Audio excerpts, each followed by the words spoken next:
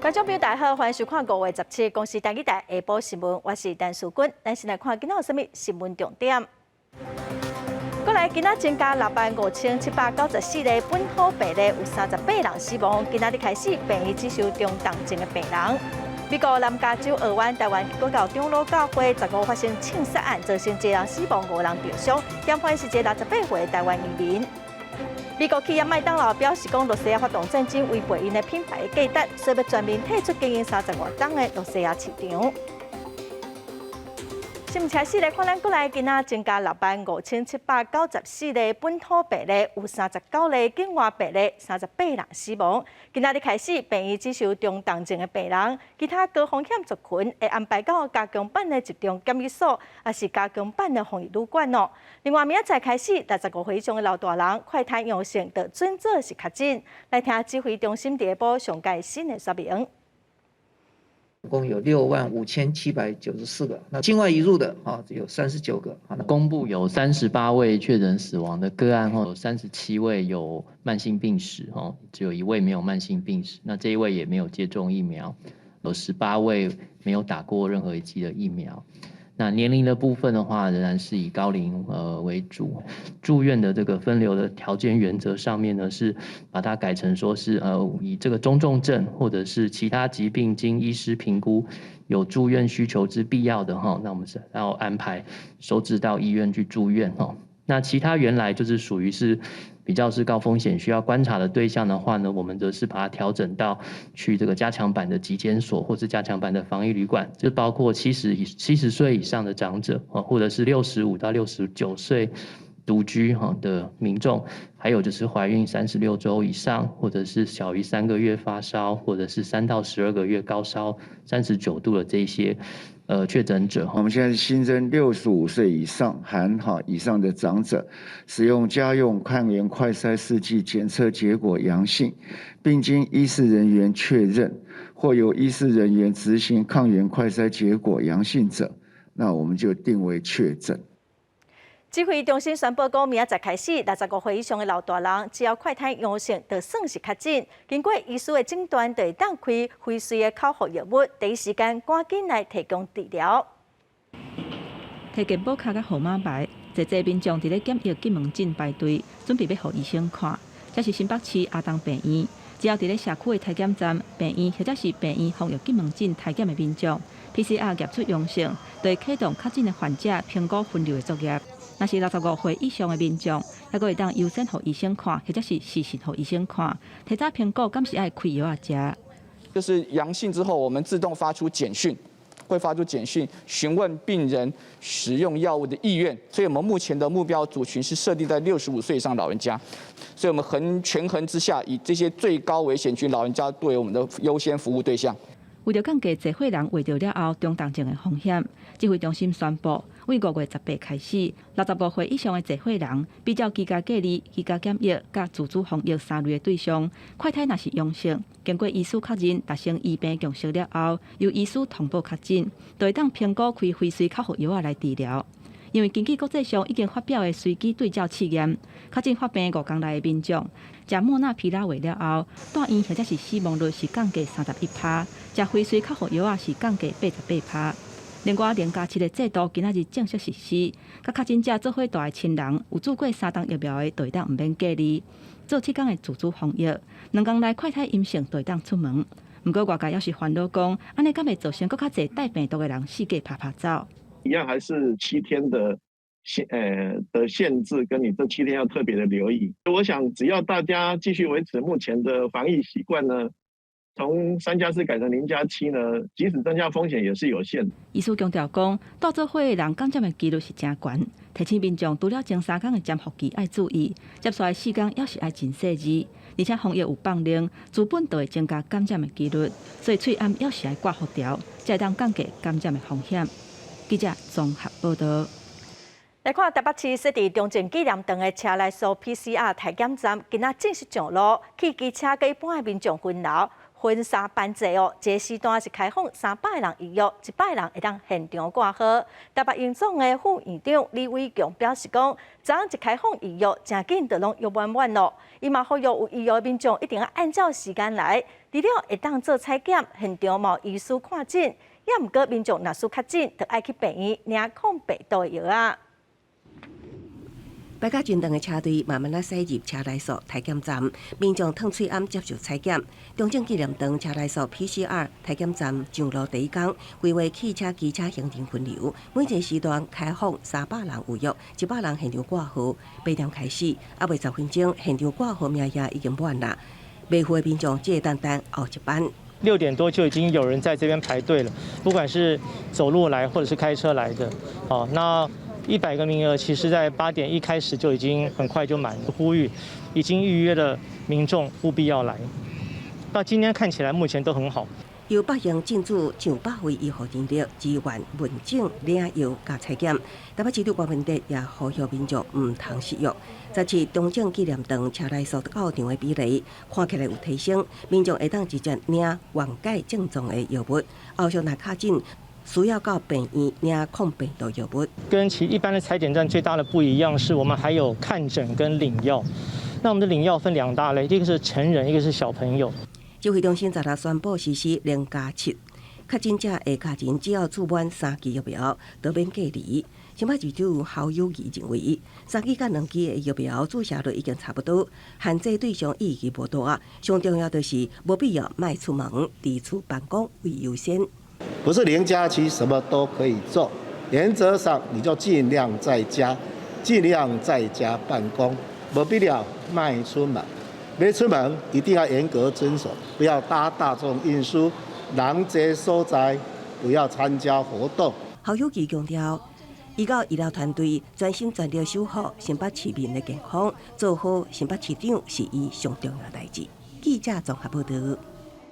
中央宣布0+7居家隔离的新制度，甲确诊者带做伙亲人有注3档的疫苗，快筛阴性就毋免隔离哦。今仔早起，卫生诊所都有真侪民众排队等要注疫苗。另外，最近又叫感冒药啊，佮食烧药啊，嘛因为疫情退烧，销量是增加5成。坐伫诊所内底写资料，准备注第3剂。中央宣布0+7居家隔离新制，即马开始确诊者带做伙亲人，只要注满3剂，而且快筛阴性，就毋免隔离。但需要自我防疫7天，互民众注疫苗意愿提升。打3剂以上的话，就可以不一样的政策，他们可以行动比较自由。不少人还没有打第3剂，当这个政策要推出的时候家里甚至还没有人感染的时候，家里如果有人还没有打第3剂的，应该都来补足。台湾各县市第1甲第2剂注的人，拢已经超过80%，第3剂刷单有61.9%，医师呼吁民众赶紧来注，增加保护。就不用居隔啦。这样会比较觉得说时间上不会被限制住。烦恼中重症也是隔离影响工作，民众赶紧来注疫苗，但确诊人数一直增加，嘛有部分民众出现小可症状的时阵，唔敢去病院，家己去药局买药啊。药师观察，止痛感冒等药品卖了真好。疫情比较严谨所以很多民众都会买自备药，所以自备药差不多每一种药都现在要叫都是有缺货。居家政策一直放宽，但疫情阁真严重。不管是注疫苗、自备药啊，还是防疫地等，民众做好自我防护，嘛是为着保护家己甲亲人唔通感染。记者陈环宇、柯正俊南部报道。立法院的法制局佮一寡教育团体建议教育部中小学应该先停课2礼拜哦。教育部昨时表示，地方政府甲学校会当家己来决定。国民党今仔早起嘛表示讲，若是学校无要停课，应该1礼拜发2支快筛试剂予学生；若是线顶上课，嘛应该爱予家长有心水的照顾假。校园的疫情严重，教育部放令大学会当线顶教学到学期结束。高中以下学校，教育部16搁再强调，高中会课了后2礼拜，敢要改做线顶教学，已经交予校方去评看。不过台北市家长会长协会表示，家长这边支持甲反对的意见拢有，希望会当由政府来统一。家长们，我们角色扮演是多重的，又要兼顾所谓的工作上的一个所谓的经济的这个生计的压力，然后又要兼顾孩子在学习环境的一个安全度。会当照顾囡仔的，就请放1假；无法度请假的家长嘛，烦恼囡仔去学校会会着病。国民党表示，国小甲幼儿园的疫情愈来愈严重，10日一天，国小是增加3200多例，幼儿园是2300多例，而且12岁以下做疫苗的比例干那9.65%。国民党呼吁教育部唔通把防疫摕互校方甲家长家己担。你有没有每个礼拜发免费的快筛试剂给小朋友去筛，去确保校园的防疫安全？我们给你的8400亿啊，连个随着防疫的补贴。到目前我们呼吁了，也都没有听到中央有任何的说法。国民党认为，若是要继续实体上课，上无逐礼拜要提供2份快筛予每一个学生。不过目前校园100万份快筛拢已经用不了啊！若是要线顶教学，家长嘛应该会当请有薪水的照顾假。回想去年的3级警戒，行政院长苏贞昌一句话，予各种高中以下家庭拢有1万块的补贴。若今年的疫情更较严重，国民党希望政府要赶紧提出相关的配套措施。记者综合报道。国内疫情的管教防疫政策，逐工拢会调整，嘛去影响到防疫保单的理赔。金管会表示讲，若属伫核保的阶段，产险公司是有权利拒保，也毋过消费者的保费已经落落，佮互保险公司退费哦，这该看个案的情况，佮当初的契约来处理。金管会这样的解释，老实讲有放水的嫌疑啊。防疫险的理赔一直有争议，针对中学投保甲拒绝投保的问题，金管会保险局表示，若伫核保的阶段，保险公司有权利拒保。一家公司已经保了2张了，它基于整个风险未纳等等，这个部分我们是尊重公司的一个做法。富邦产险考虑损害天保的原则，大先提出中学投保会拒绝投保了后，就连续几间产险公司嘛缀咧安尼做。点开国泰产险的官方网站，就会跳出防疫险核保作业的说明，强调讲因为投保的案件日头增加，已经超过风险的承担量，承保的条件嘛变更较严格，而且以一件为限制。不过有出现争议的是，投保的人都已经纳钱啊，敢若差一张保单尔，要是去防拒保甲退钱。如果有个案的争议的部分，那这个部分我们会请那个整个保护来做申诉。或做调解，后续都有一些所谓一个救济的一个行为。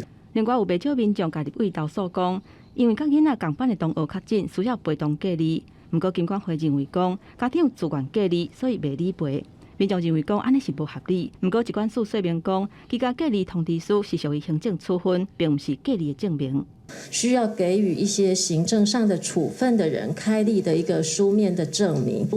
原则上都是经过疫调或者是风险评估的结果。有开立这个部分，保险公司当然就要依约去做理赔。金管会表示，最近已经甲各间产险业者开会，防疫险的理赔需要准备什么文件，嘛定出一致性。也那产险工会最近就发公告，甲大家来说明。记者综合报道。疫情的炭烧，消防救护人员的工作量嘛增加几倍哦，染病风险嘛是真悬。有消防员就提案要修法，想要甲消防救护员加入传染病防治法的保护对象。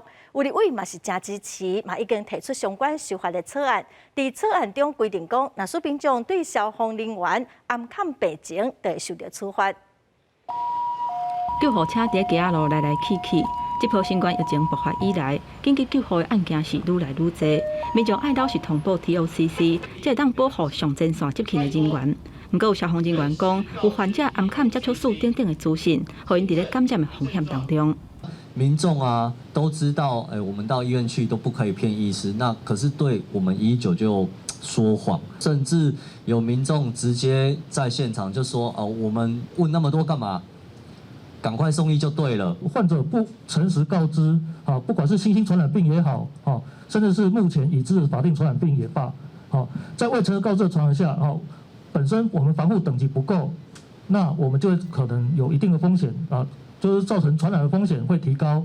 救119，诚实告知 TOCC。拖车话口号，因为有民众无了实交代接触数，消防人员若是小连续较紧，防疫第一线的量能就会降低。医疗体系恐惊嘛记载袂调，甚至致使救灾甲救护的量规会崩盘。所以有消防人员伫咧公共政策参与平台提案修法来保障消防人员，甲消防人员纳入去传染病防治法保护的对象，得到立委的支持。整个救护技术人在我们的警教救护的这个范畴内是非常重要的伙伴。这个我们绝对是认同的哈，而且我们长期以来合作关系非常密切。那传染病防治法的部分，我们的主管机关是我们的疾病管制署啊 ，CDC 啊哈。以上白做的消防员伫咧这波疫情救护的案件，每一个月是超过上千件，甲用过每个月算百个来比，数量是增加几啊倍。消防人员嘛希望讲，民众若是轻症，会当减少使用救护车，甲医疗能力留予真正有需要的人。记者综合报道。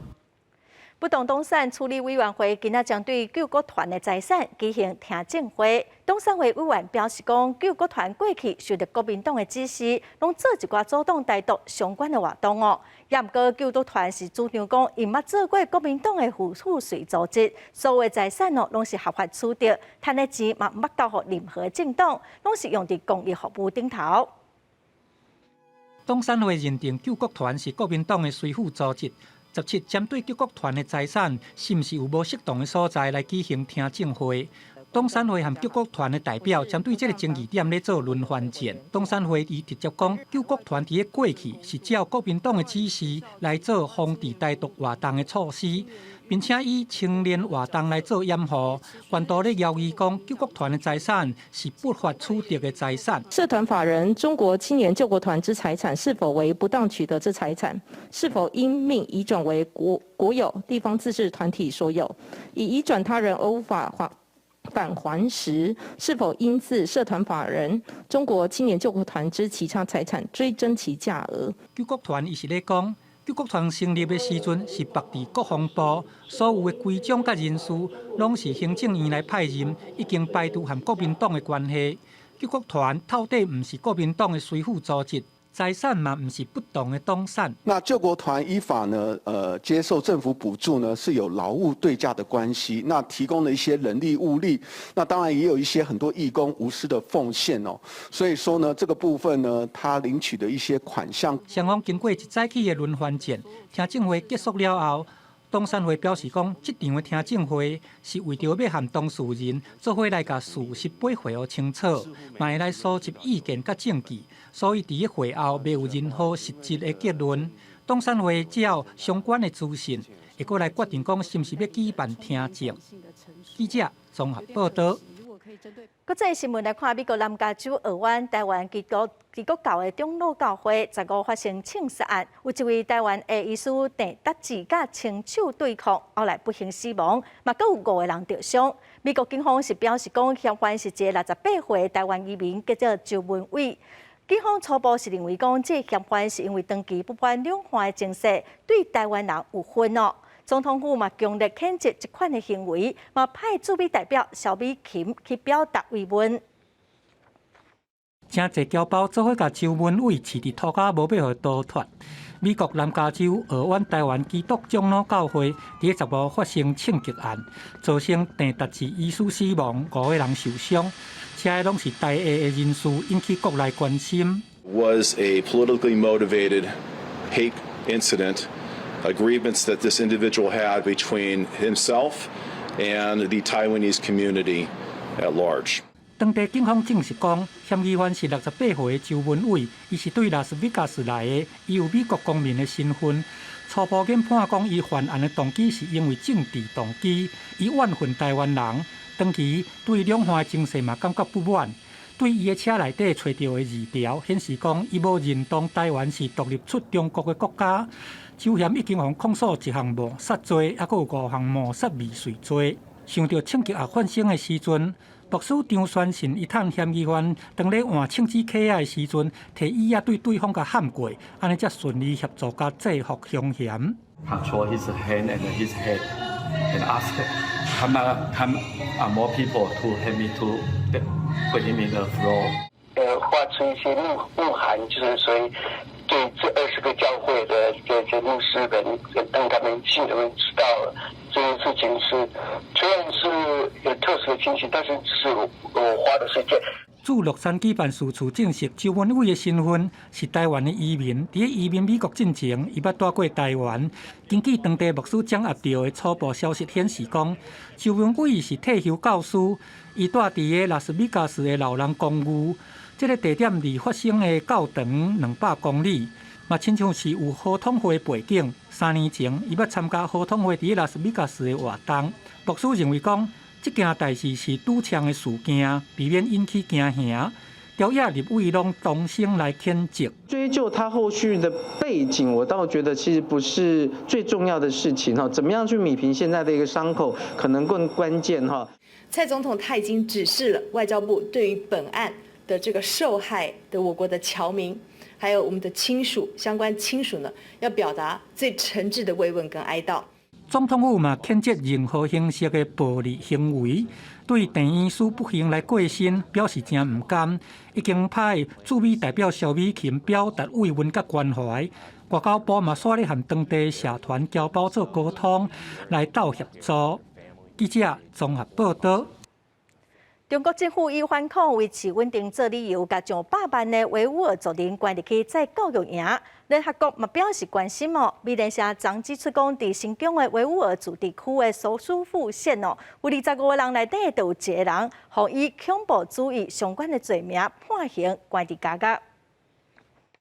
It's a total lie, and they just try to whitewash their crime, and they just release some people, and they give a long-term prison sentence for most of the people, like my parents and brothers.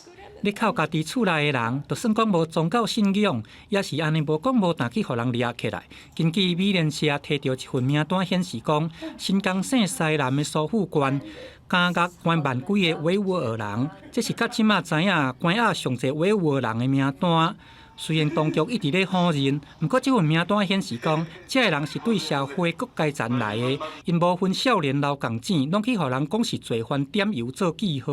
我们呢始终坚持，公民在法律面前一律平等，绝不会呢专门针对特定的地域、民族、宗教，更不会专门的针对维吾尔族。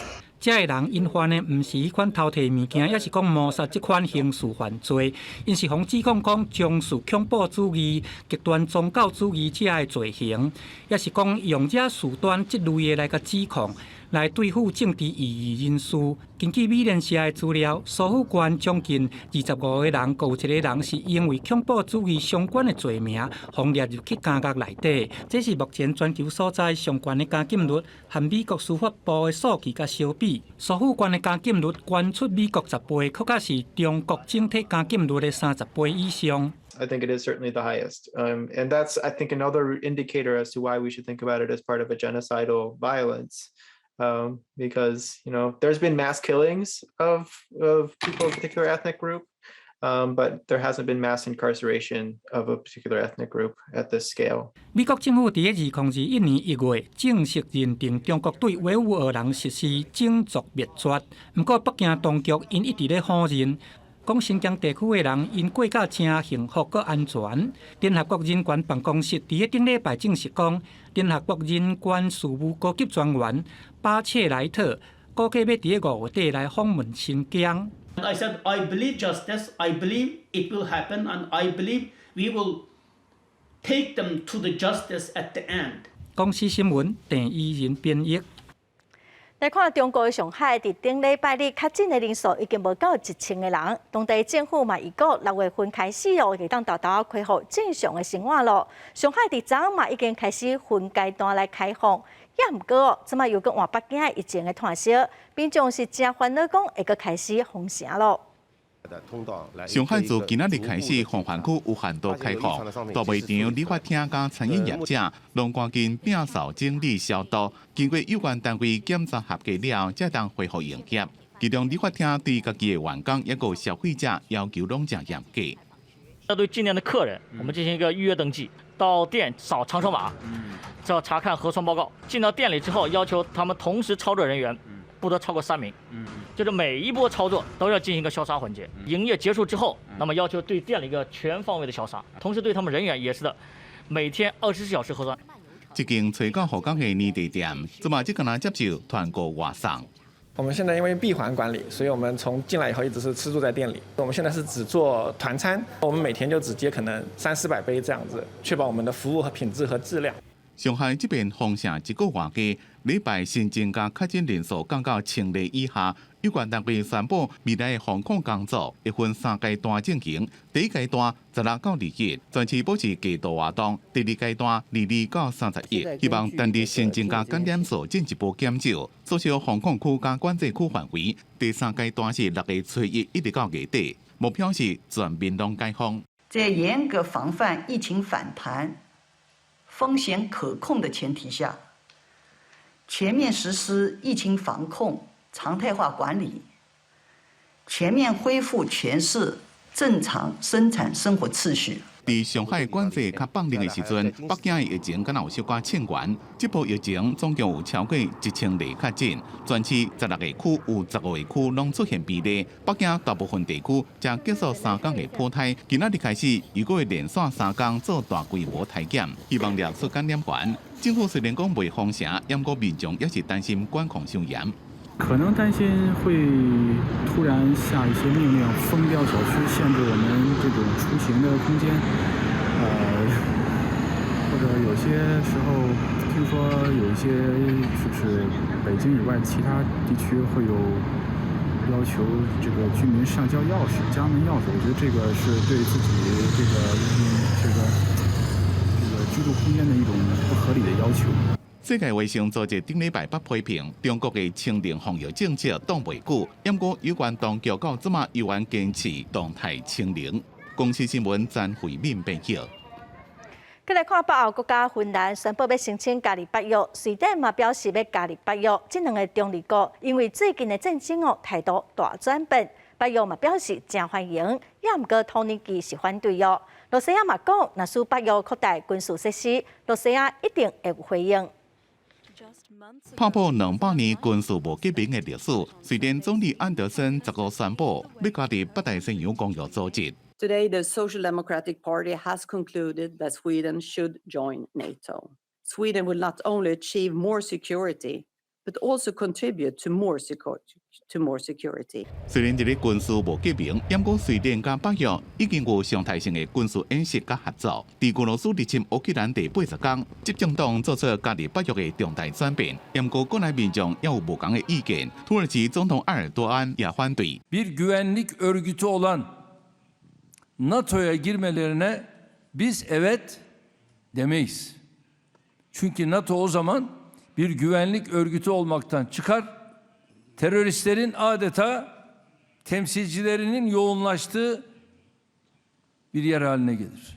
因为土耳其伫咧边的国家叙利亚作战，瑞典自2019年就暂停对土耳其军售。因为要加入北约，爱30个成员国家拢同意，但是其中的土耳其指控瑞典甲芬兰包抄科特族极端分子，所以反对。另外，到俄罗斯的边境有1300公里的芬兰，15宣布要加入北约，按算国会正紧就会通过，最近就会送申请书。We have today a historic day. Finland will maximize its security. And that is not away from anybody. It should be remembered that security is not a zero-sum game. 芬兰也放弃75年来军事无革命的政策。总统尼尼斯托讲，伊14甲俄罗斯总统普京有通电话，甲讲这个决定。普京讲这是错误的决定，不过态度正冷静，和尼尼斯托也淡薄意外。克里姆林宫讲已经确定对芬兰出口的电力供应做报复。Для нас расширение за счет этих стран для России не создается. Но расширение военной инфраструктуры на эту территорию, безусловно, вызовет нашу ответную реакцию. И какой она будет, мы будем смотреть, исходя из тех угроз, которые нам будут создаваться. Ukraine can win this war. 北约秘书长史托滕伯格肯定芬兰、瑞典申请加入是历史性的一刻，表示北约的大门拢是拍开的，日前行为无法度干涉。也讲北约会对乌克兰提供无限制军事支持。美国国务卿布林肯也强烈支持芬兰甲瑞典加入北约，强调所有的国家拢会当决定家己的未来政策甲安全事务。公司新闻张伟林、施惠中编辑。再来看美国麦当劳公司将对罗西亚侵略乌克兰，昨宣布讲要退出罗西亚的市场。麦当劳伫30多年前伫莫斯科开头一间店，伫迄个当时，外界是认为讲这是美国甲罗西亚冷战有缓和的趋势。即马麦当劳宣布要退出罗西亚，这嘛代表一个时代的结束。另外，法国汽车大厂雷诺公司昨嘛宣布讲，要甲资产拢让予罗西亚政府，因嘛要退出罗西亚的市场。昨日，麦当劳宣布要退出俄国的市场了后，首都莫斯科上尾一间麦当劳虽出现排队的人潮，要来甲这个数十年的回忆讲再见。Макдональдс — целая эпоха. Это 90-е, первые дни рождения в Макдональдсе и прочее. Целая история. Мак, конечно, хороший, но душу за него и продавать не собираюсь. Так что, да, больше так попробовать. 俄乌战争开始打了后，麦当劳甲其他西方企业同款，互要求爱退出俄国市场的舆论压力。麦当劳伫3月宣布要关闭大部分伫俄国的店，逐个月都爱了5500万的美金。总部伫美国芝加哥素食业的大业女麦当劳，昨日伊伫声明中讲，因为俄国入侵乌克兰造成人道危机，违反麦当劳的企业价值，安尼嘛，麦当劳无法度继续维持伫俄国的业务。麦当劳执行长坎普辛斯基伊强调讲，要关俄国境内847间分店，退出俄国市场，这嘛是真困难的决定。嘛感谢麦当劳伫俄国6万外的员工的付出。麦当劳会找伫俄国的新买家，伫交易结束之前，会来刷咧付员工的薪水。麦当劳伫柏林围墙倒去2个月了后，1990年1月30日伫莫斯科营业，这嘛是前苏联改革开放的起点。嘛，互看作是美苏冷战降温的强点。麦当劳伫俄国成功插旗了后，1991年底，前苏联嘛宣告散去。32年了后，麦当劳伫俄国退场，嘛称定一个时代结束了。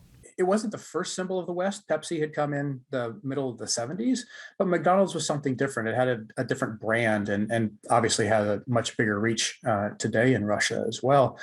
It was a symbol of Russia coming into the world. 和麦当劳同一天，法国汽车大厂雷诺的公司伫昨日嘛宣布讲，要甲伊伫俄国的资产规盘拢转让予俄国的联邦莫斯科政府，正式要来退出俄国市场。雷诺汽车的俄国厂因为西方制裁地属零件欠缺正恶劣运作，加上乌克兰的总统泽伦斯基伫3月要叫雷诺还佫有其他法国的企业退出俄国。安尼，互伊承受真大的压力。公司新闻，靳元庆编译。来看回过来的消息咯，云林虎尾昨8点有一支电火条传出爆炸的声，后来就停电。当地里长是赶紧通报消防局甲台电，抢修1点钟就恢复公共电路。台电是表示这是变压器出问题哦，昨晚停电大约是有将近2000户受到影响。昨日暗时8点外，有住云林虎尾民众伫咧徛街外口看到火光，随后就传出3声真大声的爆炸声，了后就随停电。当地里长赶紧通报消防队甲台电来处理。迄个电线遐吼，我一拍火足大拍咧倒，阮真正足惊的，我惊到软骹呢。我通报的时阵是8点8分，台电吼，台电是咧8点左4。做40迄个左右到，来伊就讲清福有电，才来修理，伊来就差不多8点45度，规庄拢有电啊。虎尾行政里的里长表示，当时包含行政里、安溪里、连赛里，拢有徛街受到影响来停电。台电初步研判，甲电缆的接头比起落雨有关系。工程人员伫咧大雨当中修理1点钟，才恢复供电。有2个变压器。它本身不是变压器爆炸，是因变压器连接到高压线这个3米的电缆的终端接头，因为有一点劣化，再加上下雨的关系，所以它绝缘不良，造成。当地民众表示，这回停电唔单单影响到徛街，路顶甲车行顶嘛拢袂行，警方无用咧指挥交通，一直到暗时9点外才恢复。根据台电统计，这边有1976户受到停电的影响。记者综合报道。去年，和中国要求暂停进口的台湾往来食客，农委会主委陈吉仲是表示去年拢总是卖掉9成。另外，往来食客的保险是会当赔予农民1亿外。也毋过农民是认为讲应该赶紧甲中国谈判，彻底来解决问题。台东县政府嘛讲哦，因会甲各地农会做伙来成立一个亲像 NGO 的组织，主动来甲中国方面直接。部分往来涉假农民不满农委会讲好会协助农民稳定被当外销到中国的往来涉假计数，也毋过实际上农民也是了真济。听到农委会主委陈吉中到台东来说明，伫场外求布条抗议。农委会主委也知道这个事情，这个迟早会被中国打压，我们就是不做，没有作为，完全没有作为。农委会指出，去年定出协助往来涉假农以外销内销价加工的3期钱来卖13000吨，达成率已经有9.5%。农委会认为已经拍拼做够，而且农经局统计去年涉假保险，其中往来涉假收入保险有1300多位农民受益，理赔金达到1.44亿，5月底拨款。但其中认为也阁有改善的空间，提悬农保障。也毋过农民认为理赔面积只有实际证实面积的1半左右，也阁有一半农民也了钱，而且这毋是长久的办法。因为经过3支箭之后，我们的价钱我们的平均价只有去年的一半啊，所以农民呢普遍感受到，这3支箭是没有效的。农委会补助50%，那县政府补助5%，那农民用2万多到3万不等，你可以保障80万的这个收入。如果这个保单各位觉得要继续办，我们农委会也可以立刻办。部分农民希望以政治手段甲中国重新谈判。台东县政府也表示，希望政府会当同意县府结合农会，以类 NGO 组织甲中国洽谈，互往来涉假进口。也毋过，陈吉中认为，当初中国以改壳糖来主动进口，这种糖未分哪力，也是爱想出更较多元的方式来解决往来涉假销售的问题。记者综合报道。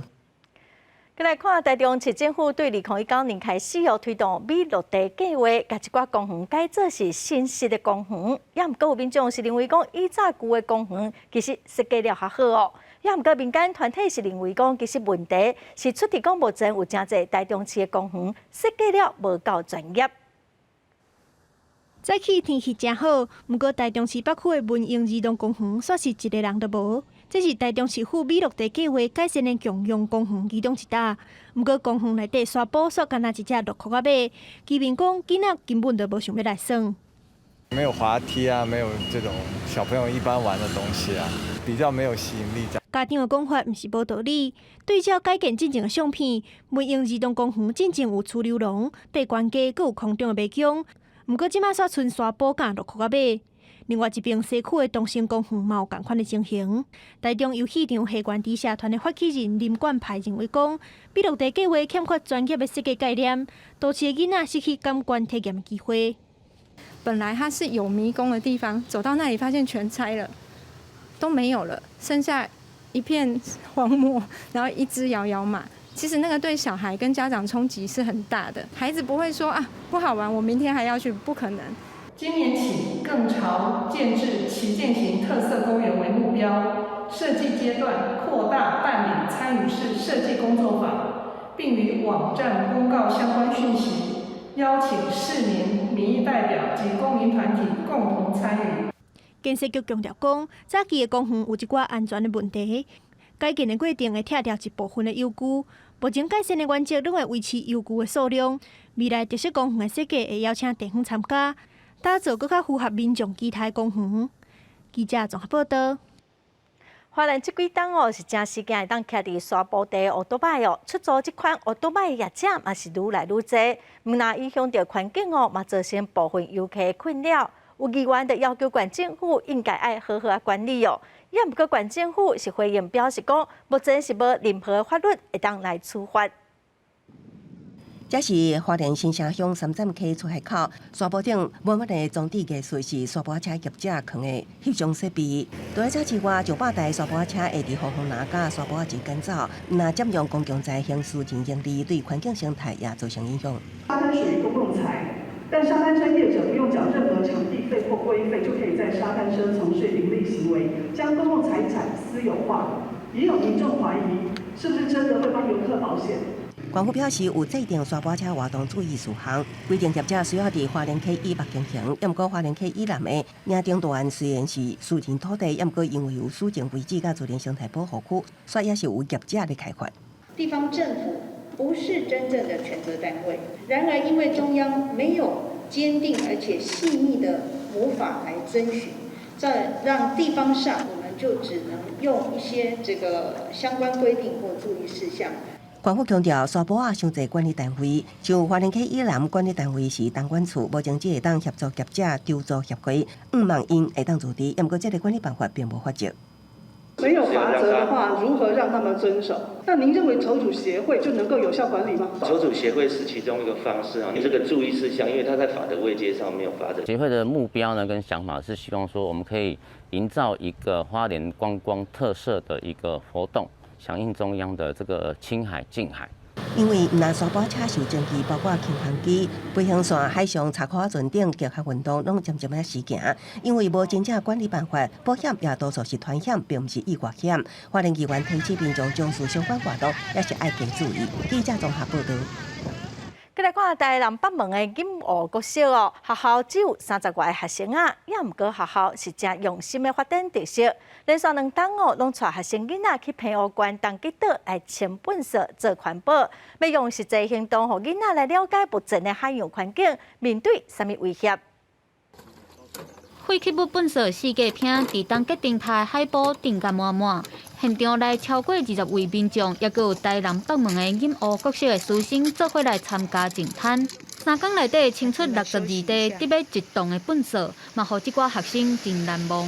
觉得很累，但是捡完看到那个海滩都变干净之后，就觉得都值得了。希望大家不要再乱丢垃圾，维护我们的海洋。只是觉得捡完一半就觉得心情开朗多了，就是可以让海洋还有一些动物们可以不用再遭受这些困扰。台南市北门区的金湖国小会参加净滩的活动，是因为社区常常咧淹水，嘛四界会看到粪扫。这几档学校带学生为家乡开始清粪扫、净滩，行遍台南的海岸边。这届阁来到澎湖的东吉岛，虽然东吉岛属于澎湖县，不过甲台南干那40公里远，坐船大概只要1点外钟，2地往来是真密切。来推广就是大家一起来爱护这一个环境，然后一起来做重视这一个垃圾分类、垃圾减量的这一个工作。净滩的成果大部分是废弃的渔网啊、甲玻璃拢等等。连续2档拢到东吉岛净滩，那互这寡学生囡仔有难忘的记忆，嘛互因了解到保护海洋的重要性。记者综合报道。2019年的5月份，台湾的同婚专法通过，同性伴侣会当结婚。3档的时间过去了，有平台调查发现讲，支持同志收养囡仔、人工生殖的比例拢有提悬哦。接受囡仔是同志的比例，头1年有4成9，今年已經接近6成了。這嘛係講咱台灣社會針對同志的看法是愈來愈優先。走上紅地毯，含大心的牽手來度一生。台灣在2019年的5月，讓同性婚姻合法化，即賣已經過3年啊。整體社會對同志的看法嘛有豆豆發生改變。緩慢，但是今年的前進好像更為大一點。根據民調顯示，過去的這3年，整體社會對同志權益也閣有同婚議題變甲更較優先。以同性雙人收養囡仔的議題來看，支持度嘛比2020年增加1成。韓國同婚的支持度有小可較落，也若講女同志因使用人工生殖，也是講男同志要找代理孕母的接受度，嘛攏比過去有較懸。親疏遠近的關係上面會有一點差別，所以孩子的這個部分確實是比較困難一點。但是我們也有提到，它跟第1年相比已經成長了。在同婚通過之後，確實對同志議題相對友善，不過對同志家庭的這個觀點上，好像還是有一些不確定。這樣，我們對於這個同志家庭的想象，好像在這個社會裡面，可能更需要公平。假使講，若佇個街仔路看到2個人相親，無論是一個查某一個查某，也是講2個攏查甫2個攏查某，這款的接受度比舊年要較懸。也若佇個2020年的調查，對家己的囡仔是同志的接受度無到5成，即擺已經有活要6成。整體來看，社會上對身軀邊的人是同志的接受度有豆豆咧增加的趨勢。收養的部分，乃至於未來的跨國同婚等等，我覺得都是非常樂觀。法治政策带头前进的时候，其实整个社会它进步的速度会非常的快哦。伫个同婚修法通过满3周年，民间团体含着委员讲，即卖同志权益内底，还佫有收养双人、非亲生子女的议题，还佫要来改革。未来嘛进一步来策动修性别相关的反歧视法，互民众会当有平等权。记者综合报道。咱再来看，伫法国诺曼底举行的世界中学生运动会，咱台湾队传转来好消息咯！咱国台军的选手苏正德昨是摕到1块金牌，女子选手陈培雅是摕到1块银牌。2022世界中学生运动会伫法国诺曼底的瓦海城市杜维尔开幕，63个国家3500位选手伫咧20个项目比赛。这边中华代表队有135位选手，又是咱国历来规模上大的参赛代表团。伫开幕进前参加游行，虽然大家拢挂水烟，也是人感受到因的欢喜。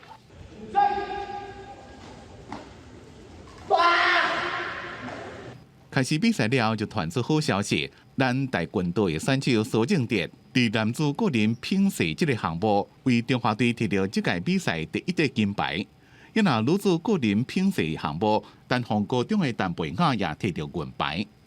我们的银牌也出现了，女子组的由大梦高中陈培雅获得银牌，首银也出现。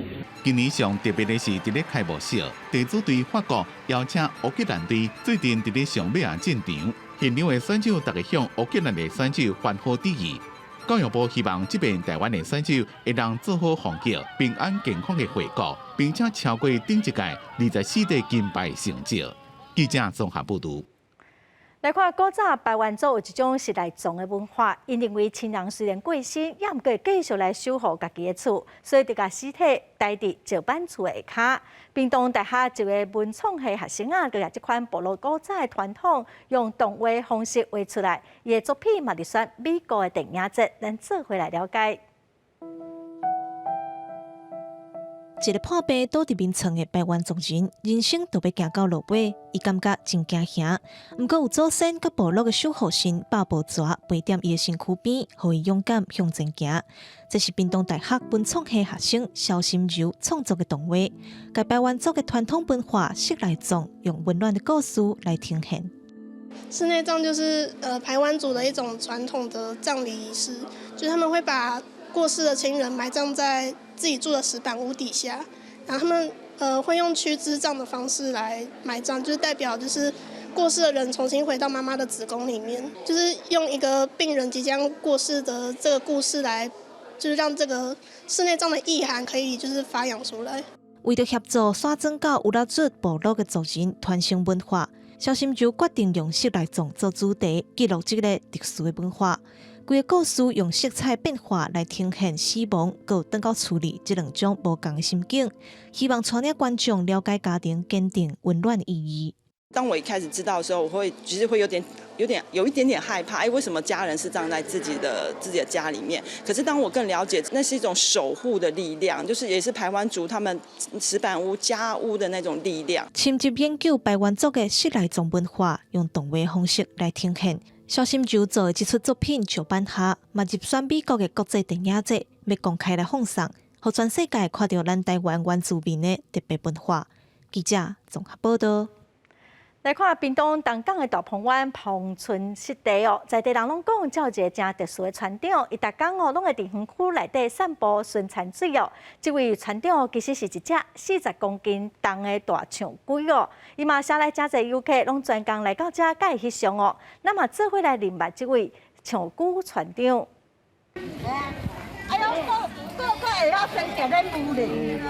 伫园区的路边有一只40公斤的大象龟，正在食染物。经过游客拢感觉真新鲜，而且这只大象龟还有一个特别的名，叫做船长。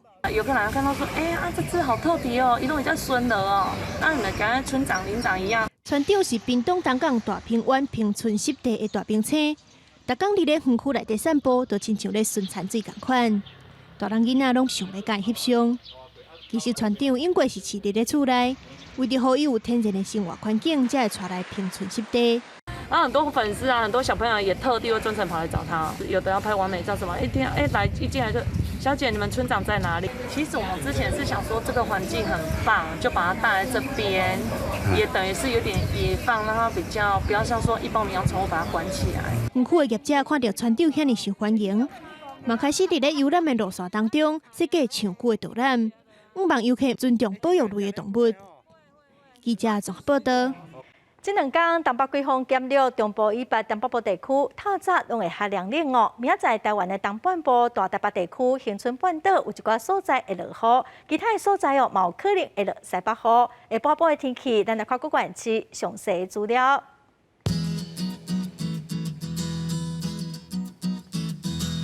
北部地区上低21度，上悬24度。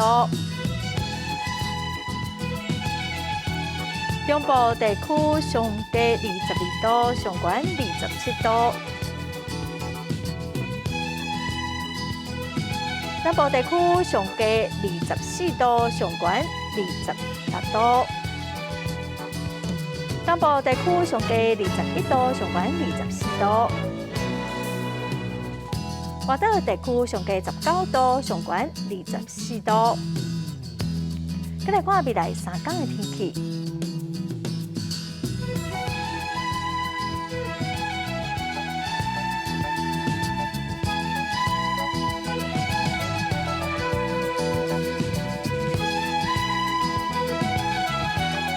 感谢观众朋友收看《公视第一台下晡新闻》，我是陈淑君，明仔载下晡3点咱再会。